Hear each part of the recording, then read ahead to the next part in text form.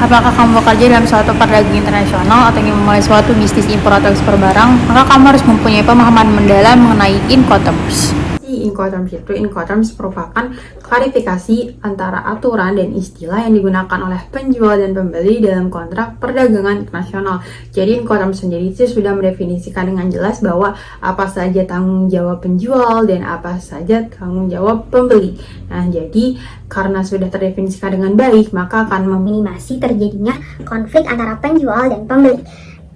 Selain itu, pada Incoterms ini sudah dipertimbangkan berbagai aspek seperti aspek resiko dan biaya dalam pengiriman dan transportasi barang.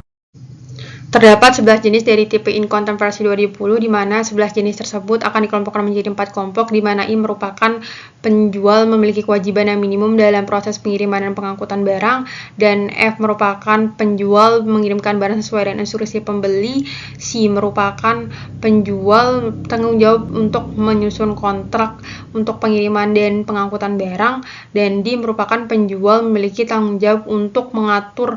biaya pengangkutan barang hingga sampai dengan tujuan. Terdapat proses yang terjadi pada Incoterms 2020 di mana barang dari penjual akan diangkut ke pelabuhan muatan, kemudian pada alongside ship barang akan dibersihkan melalui pabean di negara tujuan, kemudian pada loading port barang akan dikenakan terminal charge di mana biaya pelabuhan lokal yang terkait pemuatan barang ke kapal, kemudian barang akan diproses sesuai dengan moda transportasi yang diinginkan, kemudian pada tahap selanjutnya barang akan melalui proses sama seperti proses sebelumnya, namun yang membedakan adalah tujuan dari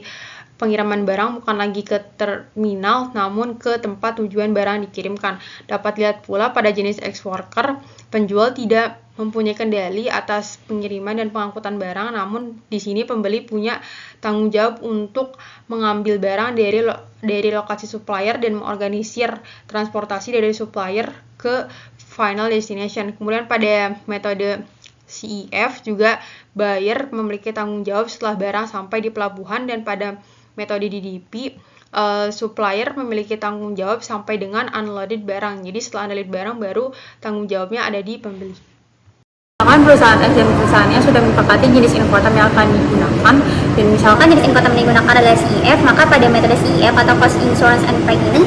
supplier akan memiliki kendali yang lebih banyak dibandingkan dengan pembeli. Nah, jadi dalam hal tersebut dapat meningkatkan efisiensi operasional dan rantai pasoknya. Nah, berbeda ketika perusahaan yang memutuskan bahwa perusahaan atau pembeli yang memutuskan bahwa visibilitas dalam harga dan biaya pengangkutan dan pengiriman barang itu banyaknya maunya di pembeli, maka mungkin kontrak mereka akan bisa memilih VOD atau fee on board, di mana pembeli memiliki kendali yang lebih besar sehingga pembeli lebih memiliki fleksibilitas yang tinggi untuk menyesuaikan biaya atau angkutan yang akan digunakan oleh perusahaannya.